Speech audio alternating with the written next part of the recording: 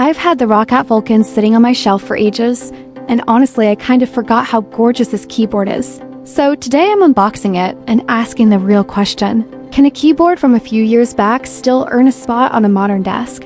And are there any other Vulcan keyboards worth buying?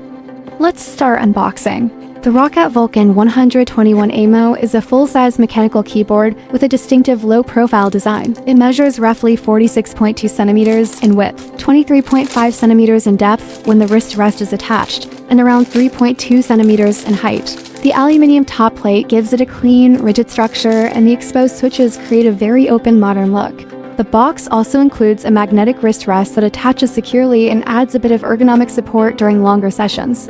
The design feels contemporary despite being on the market for a few years.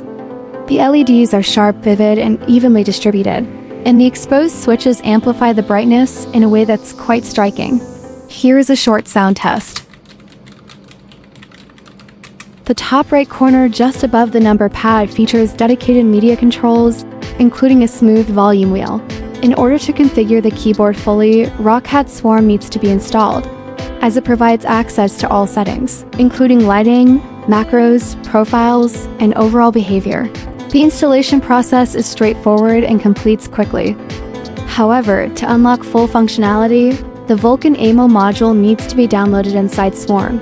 Once installed, the keyboard becomes fully configurable.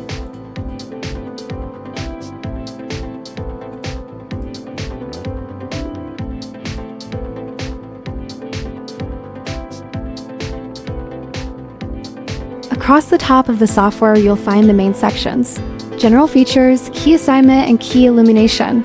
There are several intelligent lighting modes available: wave, snake, fully lit, heartbeat, breathing, fade, ripple, and a custom mode. In custom mode, you can highlight specific zones, for example, lighting only the arrow keys. At the bottom, there are additional tabs for game profiles, a profile manager, and a macro manager.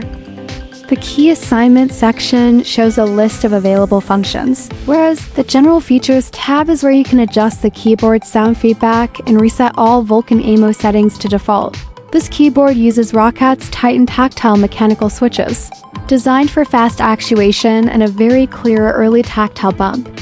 The exposed switch housings and low-profile keycaps create a distinctive look that still feels modern. In the box, there's also disposal information, Roccat stickers, and a quick installation guide. When unfolded, it shows keyboard images, a welcome message, and notes on speed, durability, illumination, and the basic setup steps. I really like the overall look of the keyboard, though I do wish the cable were detachable. I like the lighting as well, and it works especially nicely with the exposed switches. I'm removing one of the arrow keycaps to show it more closely. The cap is thin, which is part of the Vulcan's signature design, and the exposed switch underneath gives the keyboard its distinctive look. Despite the slim profile, the keys feel stable and completely normal during use. The keyboard features the flip-out feet, each with a rubberized end for better grip on the desk. Overall, the Vulcan 121 AIMO leaves a strong visual impression and feels well designed, and it definitely still earns a place on a modern desk. For anyone interested in the Vulcan series, there's another model worth mentioning, the Roccat Vulcan TKL Pro. It offers a similar feel to the 121, but in a smaller tankuless format. It uses Roccat's optical linear Titan switches for a smoother, faster response. Thanks for watching. Please visit our website lovesharebuy.com for gift ideas for gamers, gadgets, reviews, and more. Also, if you drop a like and subscribe, we'll be grateful. Take care.